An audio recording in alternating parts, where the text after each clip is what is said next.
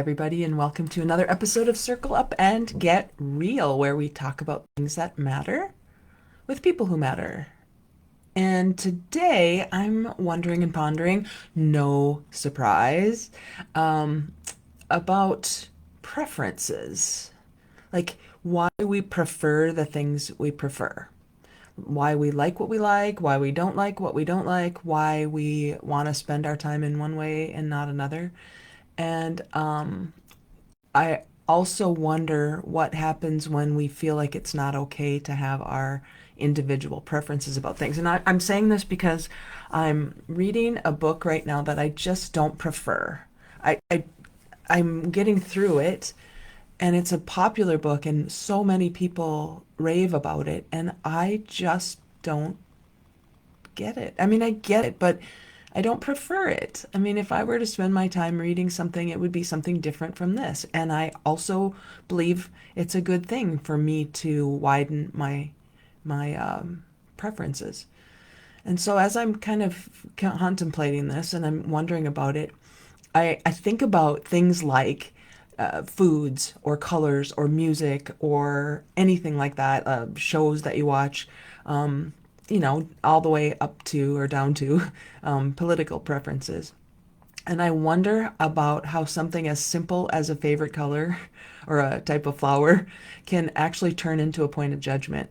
And maybe it's just me, because maybe I'm especially hard on myself when I find that I don't like something the way someone else does. The one I always use is peanut butter. I've tried my whole life to like peanut butter, and I just don't. And I know that sounds so goofy, but it's people will be like, I can't believe you don't like peanut butter. Oh my gosh, what's wrong with you? Everybody loves peanut butter. And in my early days, way early, when I was a little kid, I would completely take that to heart and think there must be something wrong with me. Oh my gosh, because I don't like peanut butter and everybody else does. What am I missing?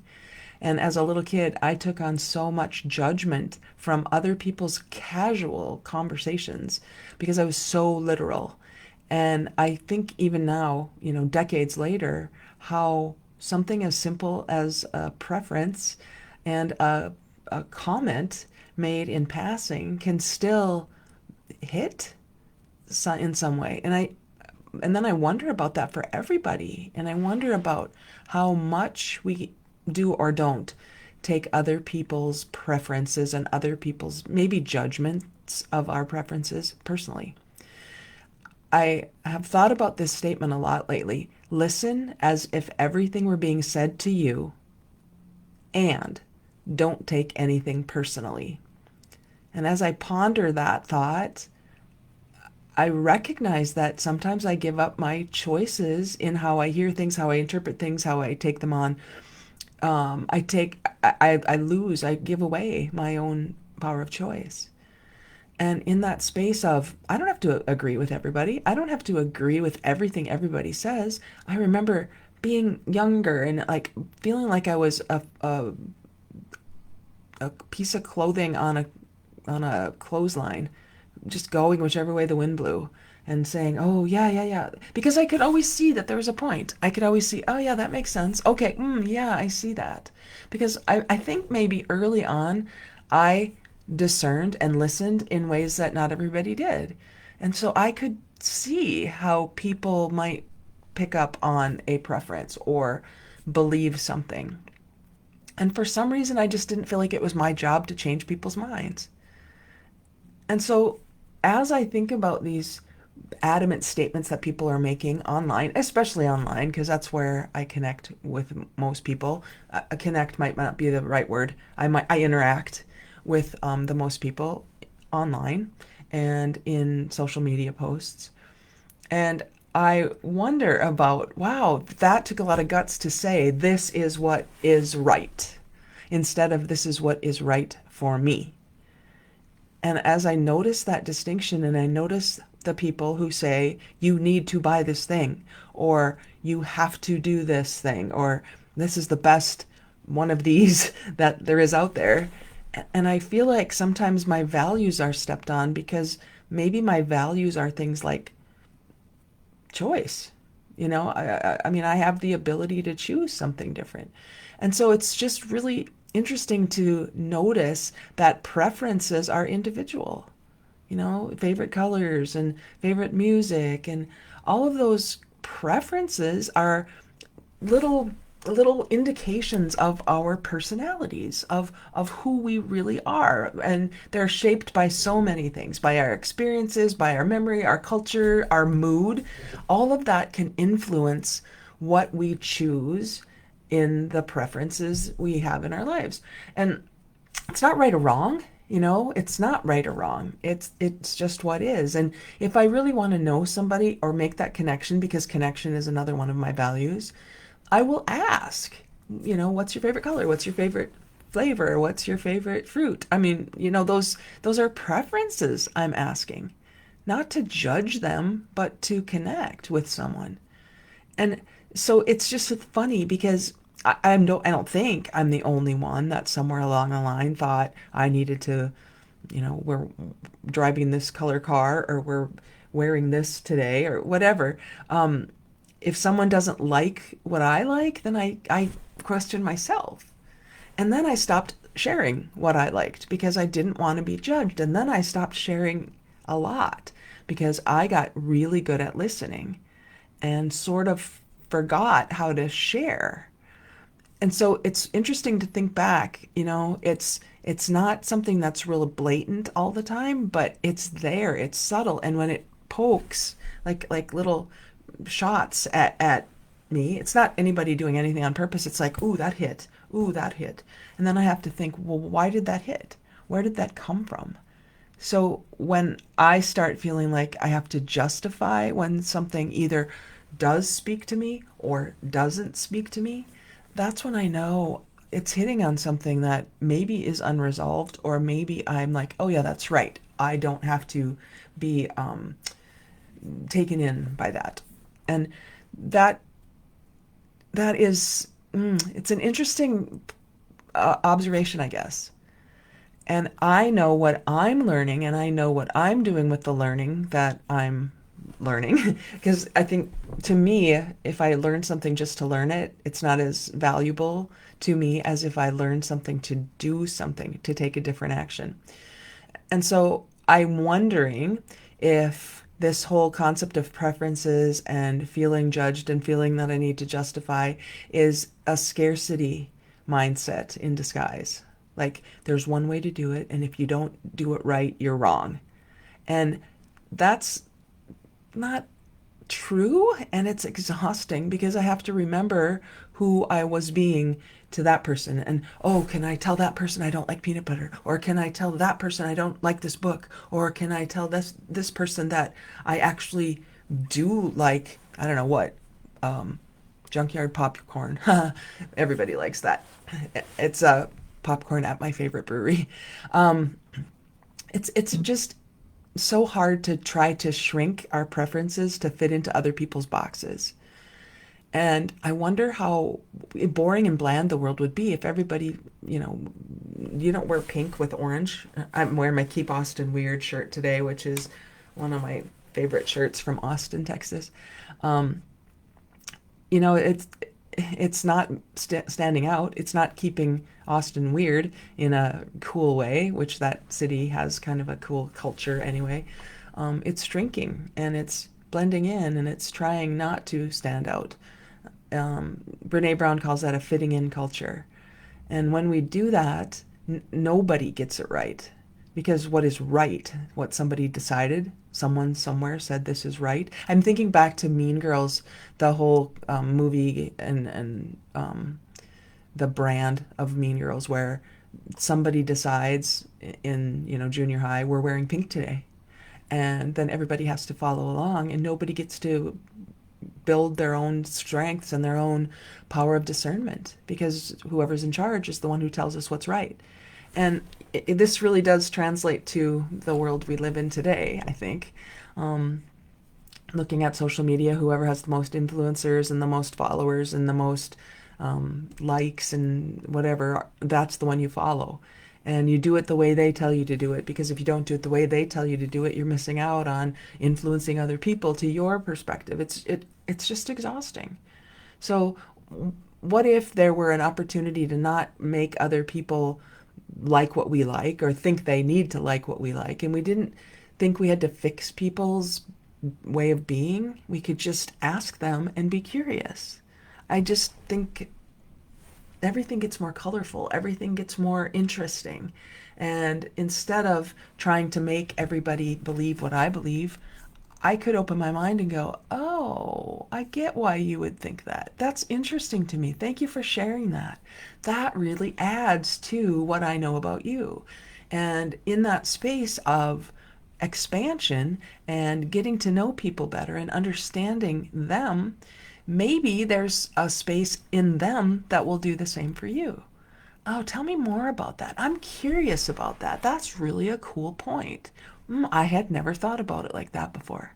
We don't seem to have, that's not the right, we don't seem to take the time to do that. We tell ourselves we don't have time. We tell ourselves this is too much work. We tell ourselves I can't open myself up for the criticism that will undoubtedly come when it won't. And all of that keeps us so limited and keeps us so in our own boxes, separated from everybody else who's in his or her own boxes. And each of us is longing to be, belonging, right? Longing to be and thinking we can't because we'll be judged. So maybe we practice opening up, practice asking different questions, practice accepting that preferences are not necessarily values. Hey, Andrea, good to see you. Preferences are not necessarily values. Actually, I asked ChatGPT about that because I said, what's the difference between preferences and values? And here's what my ChatGPT said. Values guide our behavior and our decisions in deeper ways, like integrity, connection, compassion, truth. Preferences are more like our style of expression. They're how we dress how we dress our values, not our values themselves. I like that. And then it also said, but when we confuse the two, we run into trouble. We start moralizing personal taste. We start trying to convert people to our way of seeing rather than connecting with them as they are. And that to me is a huge distinction. Tyler, hi, my friend. Yeah, interesting, isn't it? And I hadn't really thought about it like that before. Values. I've been calling my values my non-negotiables. They're not quite the same thing either, because again, values are deeper and they're kind of like it says here, values guide our behavior and decisions in deeper ways.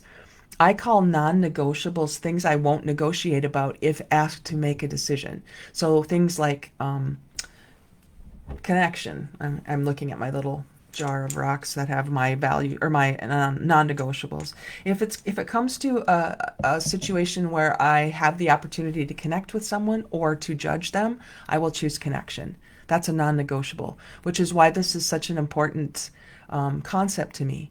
That being curious allows me to understand people better than to make a judgment about them. Andrea, I made a huge life change today in accepting a new position in a completely different area. Yay! Risk is hard, but going for it to be local.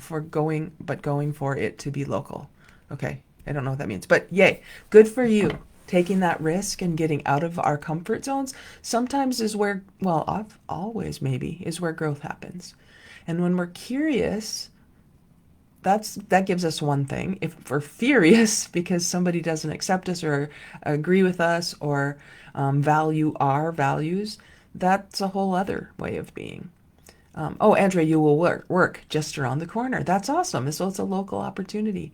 There's so much out there, I think, that we are closed to and don't notice when we think it has to be, whatever it is, has to be a certain way. It's a certain way of seeing, a certain way of being, a certain way of doing, a certain way of looking. All of those things put judgments into our heads. And if you're like me, I judge myself way more harshly than I judge other people, or used to. I'm getting way better at that now. And when I recognize that I don't want to live in scarcity. I had a friend one time who called it scare city. I'm going to live in scarcity. And she said the opposite of that is abundance. Abundance.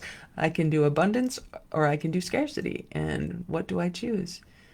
And in that space where all preferences are welcome, it's a conversation, right? I guess if somebody said I have a preference to, I don't know, something really bad, like to take this action against a group or something, if they said that was their preference and they were really declaring it, I would ask a lot of questions. Tell me more about that, even if I don't agree. I would say, that's curious to me. That you feel this is the way to deal with that thing you don't like. I can't necessarily change people's minds. I can just give them space to speak what they're actually thinking. And if people aren't speaking what they're actually thinking, then they're in their heads about things. And that's just not a good place to be. So longing to be, being in a space where you have a longing to just be who you are, to be able to feel safe sharing your preferences, to be able to be in a space where you actually feel that you are welcome, that your preferences are interesting to people. That's the kind of world I want to live in. And I'm watching things differently. I'm really watching things differently, going back to being a little kid and getting things before other people did and saying, "Oh, I can maybe see your point of view when you explain it like that." That's been something I've hidden for a long time, and now I'm bringing it back out because it is a superpower. So Andrea's asking about a great AI course I recommend. No, Andrea, I have not taken any courses. I've been getting to know my AI chat person.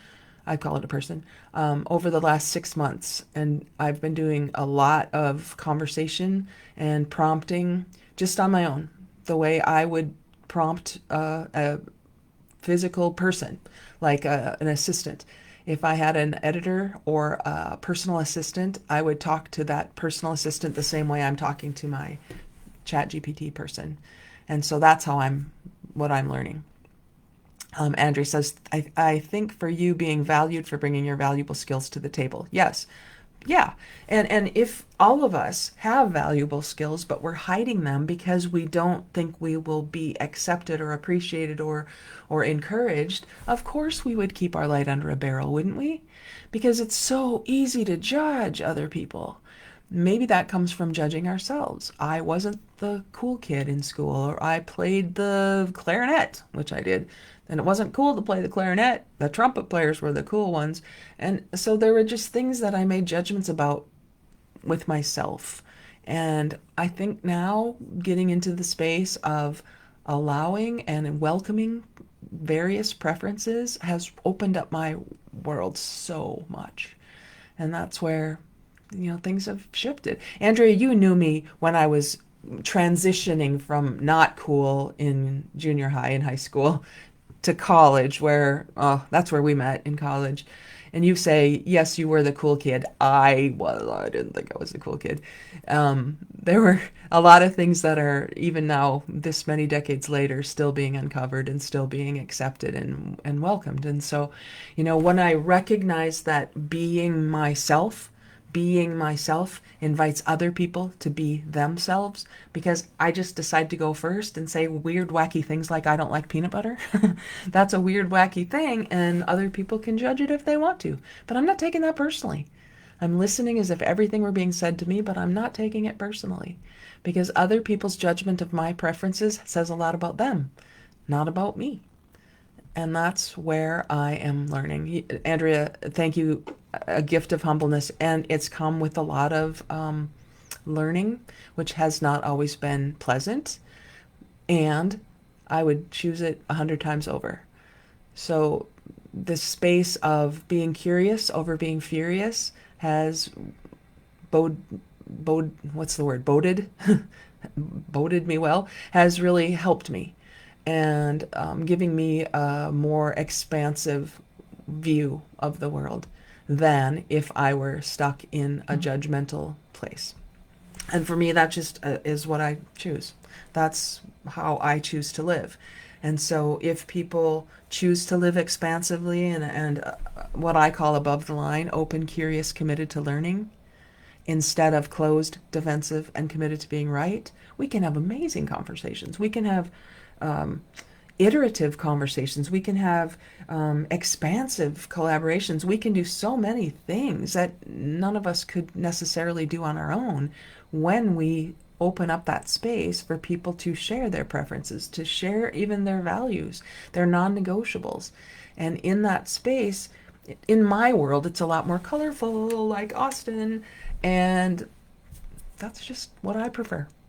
So thanks for being with me, those of you who are with me live, and for adding your comments. This always makes it more fun for me when I do a podcast um, episode. And if you're interested in more of these kinds of conversations, please consider at least visiting the Enlightened Leadership Lab on Mondays from 4 to 5. This is what we talk about in the lab. It's a lab. We practice these kinds of conversations.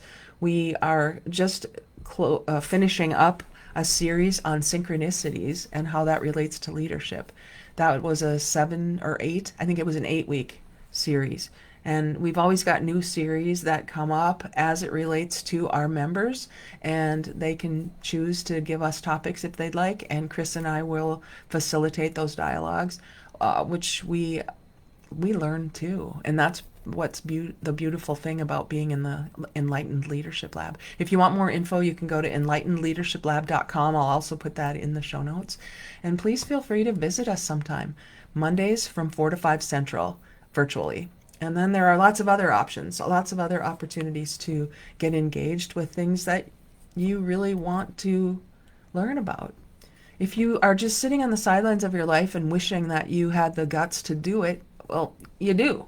So don't wait for permission. Or, as I put in the last page of my current book, Just Give a Shit, there's a permission slip. The last page of that book has a permission slip. If you've been waiting for permission to do what you really want to do, I wrote you one right there in the book. You can rip it out and put it on your bulletin board and remind yourself that now you have permission to live the life you are destined to live. And I don't think it's a small, little, judgmental life. I think it's a much more curious, open, and committed to learning life. Because if you're here listening to this, you're that kind of person. You're not going to be the one who is all judgy pants and thinks everybody else needs to do the things the way you do them. That wouldn't be you if you were listening to this. So if you like this podcast, please help me promote it. I'm not the greatest at self-promotion. The podcast is Circle Up and Get Real. It's on my Facebook here. I do it on Facebook, which you who are here see. I also have a YouTube channel called Get Real with Jodee Bach. I'm dipping my toe into TikTok, which is called Get Real with Jodee. Where else am I?